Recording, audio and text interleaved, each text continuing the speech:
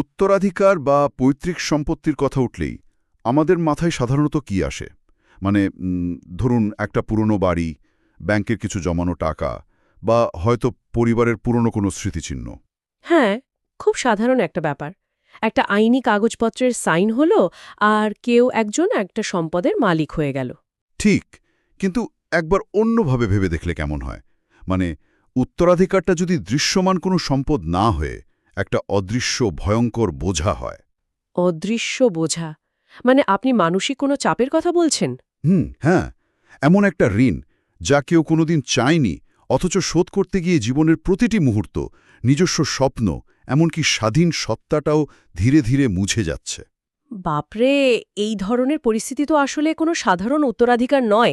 এটি বলতে পারেন এক ধরনের মনস্তাত্ত্বিক কারাগার, একদম তাই। যেখানে দেয়ালগুলো ইট পাথরের নয়, বরং তৈরি হয়েছে যুগ যুগ ধরে চলে আসা প্রথা আর সামাজিক বাধ্যবাধকতার কংক্রিট দিয়ে।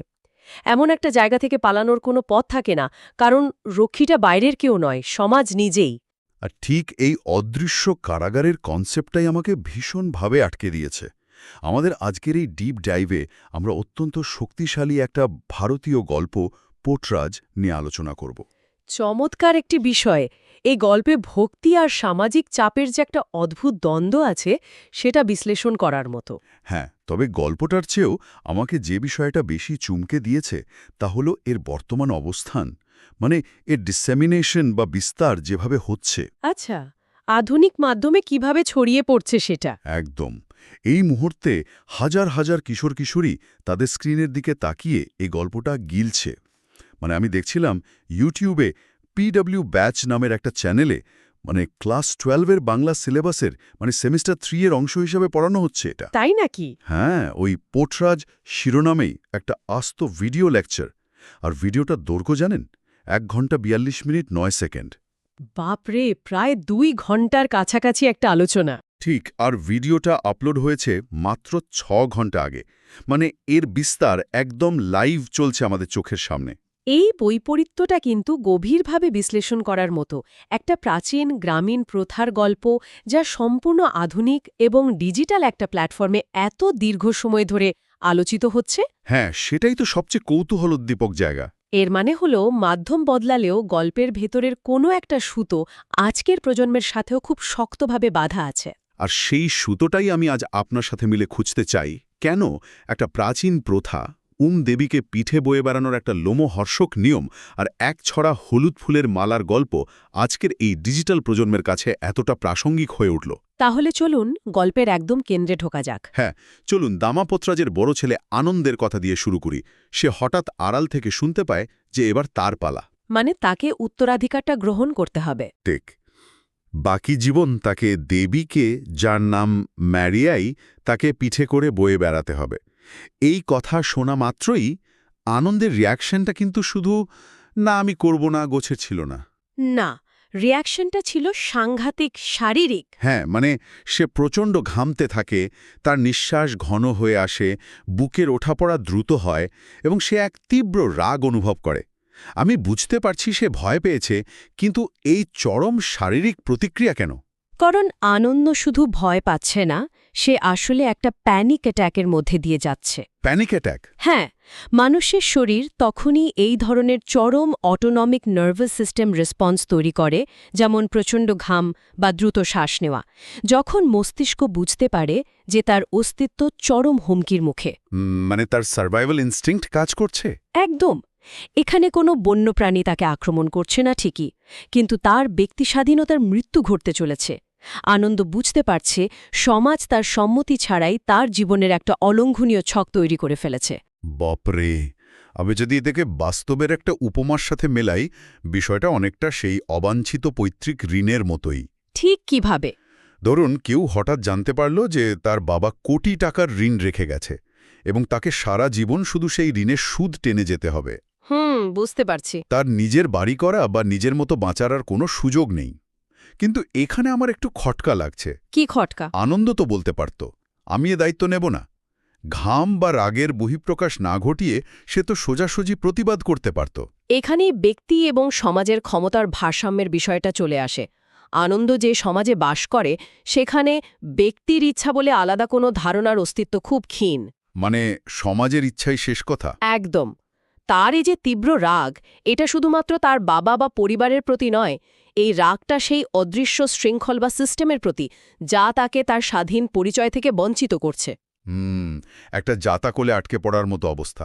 হ্যাঁ, যখন কোনো সমাজ একটা মানুষকে তার ইচ্ছার বিরুদ্ধে নির্দিষ্ট ছাঁচে ফেলে দেয় এবং তার পালানোর সব রাস্তা বন্ধ করে দেয়, তখন অবচেতন মন ঠিক এভাবেই শারীরিক বিদ্রোহের মাধ্যমে তার অসহায়ত্ব প্রকাশ করে। তার মানে আনন্দের এই ঘাম বা ঘন নিঃশ্বাস আসলে তার ভেতরে সেই স্বাধীন সত্তার নিঃশব্দ আর্তনাদ। ঠিক তাই। এটা সত্যি একটা বদ্ধ ঘরে আটকে পড়ার মতো অনুভূতি, যেখানে ক্রমশ বাতাস ফুরিয়ে আসছে। কিন্তু সমাজ কিভাবে এই প্রথাগুলোকে এতটা শক্তিশালী করে তোলে? মানে একটা তরতাজা ছেলে তার বিরুদ্ধে কথা বলার সাহস পায় না কেন? এই জায়গাটাতে গ্রামীণ সমাজের পলিটিক্সটা বুঝতে হবে। উৎসব বা প্রথার আড়ালে আসলে সমাজের কৌশলটা কি?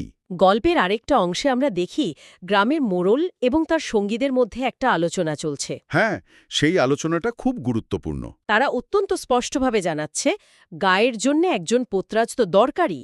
লক্ষ্য করুন, তারা বলছে না যে দেবতার একজন সেবক দরকার বা আনন্দের এটা করা উচিত। তারা বলছে গায়ের জন্যে দরকার। এই বাক্যটাই পুরো প্রথার আসল উদ্দেশ্যটাকে নগ্ন করে দেয়। গায়ের জন্যে দরকার, অর্থাৎ সমাজের বৃহত্তর প্রয়োজন মেটানোর জন্য একজন নির্দিষ্ট ব্যক্তির জীবনকে বলি দেয়াটা এখানে সম্পূর্ণ স্বাভাবিক বলে ধরে নেওয়া হচ্ছে। মানে সমাজ এখানে খুবই স্বার্থপরের মতো আচরণ করছে। সমাজবিজ্ঞানের দৃষ্টিতে দেখলে এটা হলো প্রাচীন বা গ্রামীণ সমাজে ক্ষমতা এবং শৃঙ্খলা বজায় রাখার একটা নিখুঁত কৌশল। আর সেই কৌশলটা কিভাবে প্রয়োগ করা হয় সেটা আরও চমকপ্রদ।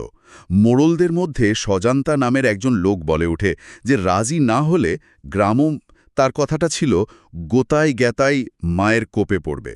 হ্যাঁ, মানে পুরো গ্রামের ওপর ঐশ্বরিক শাস্তি নেমে আসবে। আমি যদি এখানে একটু ভিন্ন দৃষ্টিকোণ থেকে দেখি, আমার তো মনে হচ্ছে এখানে ভক্তি বা শ্রদ্ধার লেশমাত্র নেই। আপনি একদম সঠিক জায়গাটাতে আঘাত করেছেন। ধর্ম বা ঐশ্বরিক কোপের ভয় দেখিয়ে সমাজ কি আসলে নিজেদের প্রয়োজনে আনন্দকে একটা বলির পাঠা বানাচ্ছে না? একদম তাই। এটা আসলে ভক্তির মোড়কে মনস্তাত্ত্বিক নিয়ন্ত্রণের একটা অসাধারণ হাতিয়ার। Psychological manipulation. ঠিক বলেছেন। যখন সজান্তা ঐশ্বরিক শাস্তির কথা বলে, সে তখন একটা দারুণ সাইকোলজিক্যাল শিফট তৈরি করে। সে আনন্দ বা তার পরিবারের ওপর সরাসরি মোড়লদের চাপিয়ে দেওয়া কোনো সিদ্ধান্ত রাখছে না। আচ্ছা, তাহলে সে কি করছে? সে পুরো গ্রামের মানুষের সম্মিলিত ভয় এবং অস্তিত্বের সংকটকে আনন্দের কাঁধে চাপিয়ে দিচ্ছে। অর্থাৎ গ্রাম যদি কোনো দুর্যোগের মুখে পড়ে, তার দায়ভার গিয়ে পড়বে আনন্দের ঘাড়েই। বাপরে! হ্যাঁ, গ্রামীণ সমাজে ঐশ্বরিক শাস্তির জুজুটা এতটা গভীরে প্রথিত থাকে যে এর বিরুদ্ধে কথা বলা মানে শুধু প্রথা ভাঙা নয়। তাহলে এর মানে কি দাঁড়ায়? এর মানে হল গোটা সমাজের শত্রু হয়ে ওঠা।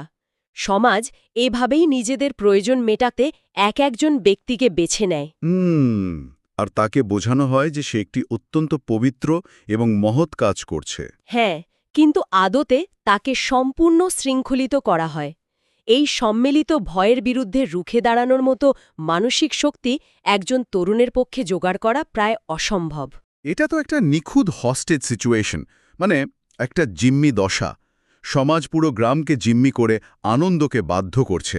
খুবই সুন্দর একটা তুলনা দিয়েছেন। কিন্তু এখানে একটা বিশাল মানসিক বৈপরীত তৈরি হয়, যা আমাকে ভীষণ ভাবিয়েছে। আমরা এতক্ষণ আনন্দের যে আতঙ্কের কথা শুনলাম, তার ঠিক বিপরীত চিত্রটা কিন্তু আমরা দেখি তার বাবা দামাপোতরাজের মধ্যে। হ্যাঁ, দামার চরিত্রটা এখানে সম্পূর্ণ আলাদা একটা ডাইমেনশন যোগ করে। যদি এই প্রথাটা এতটা দমবন্ধ করা কারাগারি হয়, তাহলে তার বাবা এত বছর ধরে এটা কিভাবে সহ্য করল? এই জায়গাটাতেই মানব মনস্তত্ত্বের সবচেয়ে রহস্যময় দিকটা উন্মোচিত হয়। গল্পের দৃশ্যায়নটা একটু খেয়াল করুন। দামাপোতরাজ অত্যন্ত ক্লান্ত, তার শরীরে আর জোর নেই। হ্যাঁ, সারাদিনের পরিশ্রমে সে বিধ্বস্ত। কিন্তু হঠাৎ যখন সে জনতার চিৎকার শুনতে পায়, মারিয়াই কি জয়, দামাপোতরাজ কি জয়, তখন জাদুর মতো তার সমস্ত ক্লান্তি দূর হয়ে যায়। একদম ম্যাজিকের মতো কাজ করে। তার মানে হয় শরীরে আবার রক্ত চলাচল শুরু হয়েছে, হাতে পায়ে বল ফিরে আসছে, সে উঠে আস্তে আস্তে দরজায় এসে দাঁড়ায়। এবং তারপর সেই মালা পরানোর দৃশ্যটা। হ্যাঁ, যখন মিছিল থেকে কেউ একজন এগিয়ে এসে তার গলায় হলুদ ফুলের মালা পরিয়ে দেয়, তখন আনন্দে দামার মুখ কালো হয়ে যায়। আমি কিছুতেই মেলাতে পারছি না। কোন বিষয়টা মেলাতে পারছেন না? জনতার একটা জয়ধ্বনি আর এক ছোড়া হলুদ ফুলের মালা, এটাই কি সারা জীবন একটা অমানসিক বোঝা বয়ে বেড়ানোর গ্লানি মুছে দেওয়ার জন্য যথেষ্ট? মানে একটা মালা কি ফিজিক্যাল পেইন বা শারীরিক কষ্টকে ভ্যানিশ করে দিতে পারে? দেখুন, শারীরবৃত্তীয়ভাবে হয়তো কষ্টটা গায়েব হয়ে যায় না, কিন্তু মনস্তাত্ত্বিকভাবে একটা বিশাল রূপান্তর ঘটে। আচ্ছা, সেটা কিভাবে? মানুষের সবচেয়ে মৌলিক এবং শক্তিশালী চাহিদাগুলোর মধ্যে একটি হল সামাজিক স্বীকৃতি বা ভ্যালিডেশন। মানে সমাজ তাকে কিভাবে দেখছে? একদম। দামাপুত্রাজ সারা জীবন যে কষ্ট সহ্য করেছে, এই জয়ধ্বনি এবং হলুদ ফুলের মালা হল সেই কষ্টের চূড়ান্ত সামাজিক স্বীকৃতি। কিন্তু স্বীকৃতি তো আর পেইন কিলার নয়। আক্ষরিক অর্থে না হলেও মস্তিষ্কের রাসায়নিক প্রক্রিয়ায় কিন্তু এটা পেইন কিলারের মতোই কাজ করে। তাই নাকি? হ্যাঁ, যখন একটা গোটা জনতা আপনার নামে জয়ধ্বনি যায়, তখন মস্তিষ্কে প্রচুর পরিমাণে ডোপামিন এবং এন্ডরফিন নির্গত হয়। ও, বুঝতে পারছি। এই এন্ডরফিন কিন্তু প্রাকৃতিক ব্যথানাশক। দামার কাছে ওই মালাটা শুধু কয়েকটা ফুল নয়, ওটা হলো তার অস্তিত্বের প্রমাণ, তার পরিচয়ের অহংকার। আমি কি তাহলে বলতে পারি যে এই সামাজিক স্বীকৃতিটা তার কাছে এক ধরনের মারাত্মক নেশায় পরিণত হয়েছে? বলা যেতে পারে এটা এমন এক নেশা যা মানুষকে তার নিজের যন্ত্রণাকে ভালোবাসতে শেখায়। বাবরে, নিজের যন্ত্রণাকে ভালোবাসা! হ্যাঁ, কারণ জনসমর্থন দামার যন্ত্রণাকে মহিমান্বিত করে তুলেছে। সে যদি পোতরাজ না থাকে, তবে এই সমাজে তার আর কোনো অস্তিত্ব বা মূল্য থাকে না। মানে একজন সাধারণ দরিদ্র মানুষ হিসাবে সমাজ তাকে হয়তো ছুঁড়ে ফেলে দিত। একদম তাই। কিন্তু দেবীকে বয়ে বেড়ানোর কারণে সে সমাজের কেন্দ্রে অবস্থান করছে। তার মানে সমাজ এখানে একটা অলিখিত চুক্তি করেছে তোমার সাথে। চুক্তিটা কেমন? সমাজ বলছে, তুমি তোমার ব্যক্তি স্বাধীনতা বিসর্জন দাও, আমাদের সব ভয়ের বোঝা তুমি বও, আর তার বদলে আমরা তোমাকে একটা ভিআইপি স্ট্যাটাস দেব, ওই হলুদ ফুলের মালা দেব। খুব সুন্দর বলেছেন, ভিআইপি স্ট্যাটাস। হ্যাঁ, এবং দামা এই চুক্তিটা এত গভীরভাবে মেনে নিয়েছে যে সে নিজের এই দাসত্বকেই জীবনের সবচেয়ে বড় সম্মান বলে ভুল করছে। ঠিক। দামার দৃষ্টিকোণ থেকে দেখলে সে তার জীবনের একটা পারপাস বা উদ্দেশ্য খুঁজে পেয়েছে। মানুষের বেঁচে থাকার জন্য তো একটা অর্থের প্রয়োজন হয়। হ্যাঁ। দামার কাছে ওই আত্মত্যাগটাই হলো তার বেঁচে থাকার চালিকা শক্তি। ট্র্যাজেডিটা হলো বাবা এবং ছেলে একই হলুদ ফুলের মালার দিকে তাকিয়ে আছে, কিন্তু দুজনের দেখার চোখটা আলাদা। হ্যাঁ, আনন্দ সেখানে দেখতে পাচ্ছে একটা ফাঁসির দড়ি, আর দামা দেখছে একটা রাজমুকুট। উফ, একজনের কাছে ফাঁসির দড়ি, অন্যজনের কাছে রাজমুকুট। অসাধারণ একটা বিশ্লেষণ। আর ঠিক এই পয়েন্টটা থেকে আমি আমাদের আলোচনার সেই শুরুর দিকে ফিরে যেতে চাই। সেই ইউটিউব ভিডিওটার কথায়? হ্যাঁ, ইউটিউবের সেই 1 ঘন্টা 42 মিনিটের ভিডিওটা, পিডব্লিউ ব্যাচ চ্যানেলের সেই ক্লাস 12-এর লেকচার। আচ্ছা। কেন আজকের আধুনিক শহরে বা আধা শহরে ছেলেমেয়েরা যারা সারাদিন স্মার্টফোন আর ইন্টারনেটে ডুবে থাকে, তারা এই গ্রাম্য মোড়ল, মারি আই আর হলুদ ফুলের মালার গল্প এত মন দিয়ে দেখছে? এটা সত্যি ভাবার মতো একটা প্রশ্ন। কারণ তাদের জীবনে তো এমন কোনো প্রথার সরাসরি অস্তিত্ব নেই, তাই না? সরাসরি অস্তিত্ব হয়তো নেই, কিন্তু এই গল্পের ভেতরে লুকিয়ে থাকা মনস্তাত্ত্বিক স্থাপত্যটা, মানে সাইকোলজিক্যাল আর্কিটেকচারটা, আজকে ডিজিটাল যুগেও একটুও বদলায়নি। আচ্ছা, মানে খোলসটা বদলেছে কিন্তু ভেতরটা একই আছে। একদম। জ্ঞান এবং সংস্কৃতির বিস্তারের বা ডিসেমিনেশনের এই বিষয়টা প্রমাণ করে যে গল্পের বাহ্যিক খোলসটা বদলালেও ভেতরের কোর কনফ্লিক্ট বা মূল দ্বন্দ্বটা একই থেকে যায়। আমি একটু গভীরে গিয়ে বুঝতে চাই। মানে আজকের একজন ক্লাস 12-এর স্টুডেন্টের সাথে আনন্দের মিলটা ঠিক কোথায়? তাকে তো আর আক্ষরিক অর্থে কোনো দেবীকে পিঠে তুলতে হচ্ছে না। তাকে দেবীকে পিঠে তুলতে হচ্ছে না ঠিকই, কিন্তু তাকে তার পরিবারের, সমাজের এবং বাবা মায়ের প্রত্যাশার একটা বিশাল পাহাড় পিঠে করে বয়ে বেড়াতে হচ্ছে। ওহ, আমি বুঝতে পারছি আপনি কোন দিকে যাচ্ছেন। ক্লাস 12-এর বোর্ড পরীক্ষার চাপের কথা ভাবুন। এটা একজন 17-18 বছরের কিশোরের কাছে কোনো অংশে কম ভারী নয়। একদমই তাই।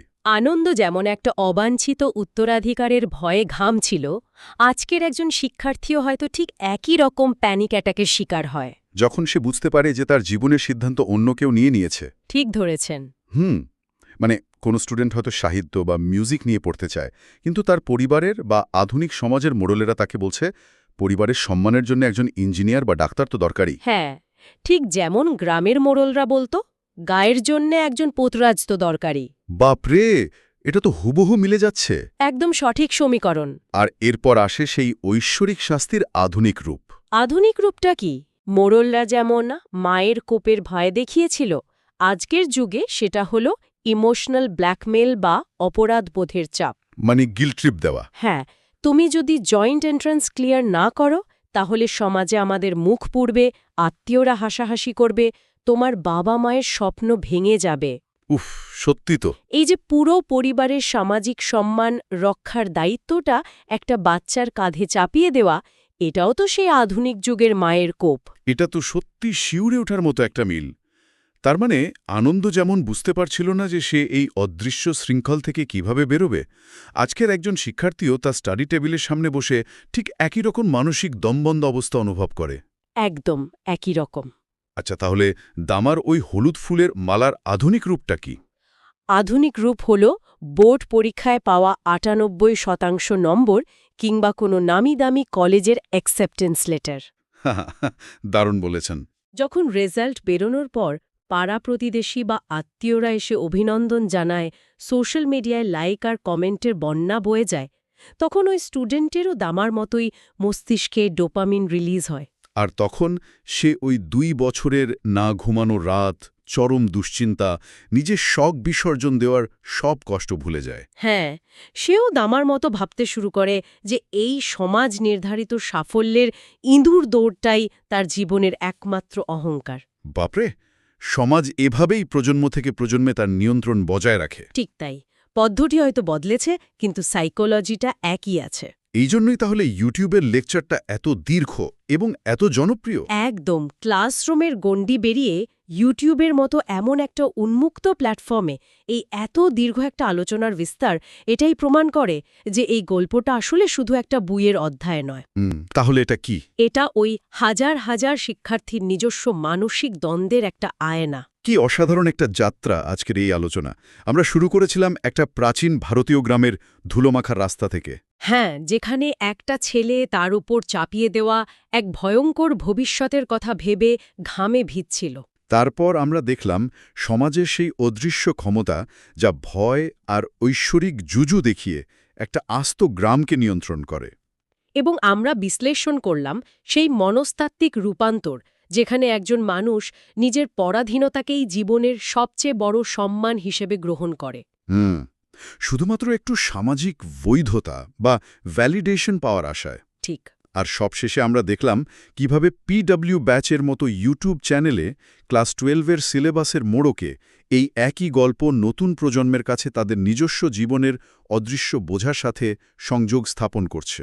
মাধ্যম নতুন হলেও স্বাধীনতার জন্য মানুষের যে মানসিক লড়াই তা বদলায়নি। আর সমাজের ছাঁচে ফিট হওয়ার যে চাপ তা সম্পূর্ণ চিরন্তন। হ্যাঁ, সমাজবিজ্ঞানের ভাষায় একেই হয়তো বলে শাশ্বত দ্বন্দ্ব, যেখানে ব্যক্তির ইচ্ছা আর সামষ্টিক বাধ্যবাধকতার লড়াই কখনো শেষ হয় না। আর এই অনন্ত লড়াইয়ের কথা ভাবতে ভাবতেই আমরা আজকের এই গভীর বিশ্লেষণের একেবারে শেষ প্রান্তে চলে এসেছি। গল্পটা সত্যিই অনেক ভাবনার খোরাক দেয়। গল্পের শুরু থেকে শেষ পর্যন্ত আনন্দ নামের সেই ছেলেটার যে মানসিক টানাপড়েন আমরা দেখলাম, তা একটা বড়সড় প্রশ্নচিহ্ন রেখে যায়। কোন প্রশ্নটা? আনন্দ তো সেই অবাঞ্ছিত ঋণের মুখেই দাঁড়িয়ে আছে, ঠিক যেমন আজকের অনেক তরুণ-তরুণী দাঁড়িয়ে থাকে তাদের পরিবারের প্রত্যাশার সামনে। একদম। এই পুরো আলোচনার পর একটি অত্যন্ত উস্কানোমূলক চিন্তা আমাদের মগজে গেঁথে যায়। আনন্দ কি শেষ পর্যন্ত এই হাজার বছরের পুরনো প্রথার শৃঙ্খল ভেঙে নিজের স্বাধীন জীবন বেছে নেওয়ার সাহস দেখাতে পারবে? নাকি সেও হার মেনে নেবে? ঠিক, নাকি তার বাবার মতোই সমাজের অদৃশ্য চাপে পিষ্ট হয়ে একদিন জনতার ওই জয়ধ্বনি আর একছড়া হলুদ ফুলের মালার নেশায় সেও এই দেবী বয়ে বেড়ানোর নিয়তিকে মাথা পেতে নেবে? এটা সত্যিই একটা বড় প্রশ্ন। আর এই প্রশ্নটাই হয়তো দীর্ঘক্ষণ শ্রোতাদের মনে বারবার অনুরণিত হতে বাধ্য। কারণ এই গল্পের শেষ পরিণতি শুধু আনন্দের নয়, বরং অদৃশ্য চাপ বয়ে বেড়ানো প্রতিটি মানুষের নিজস্ব পরিণতির গল্প।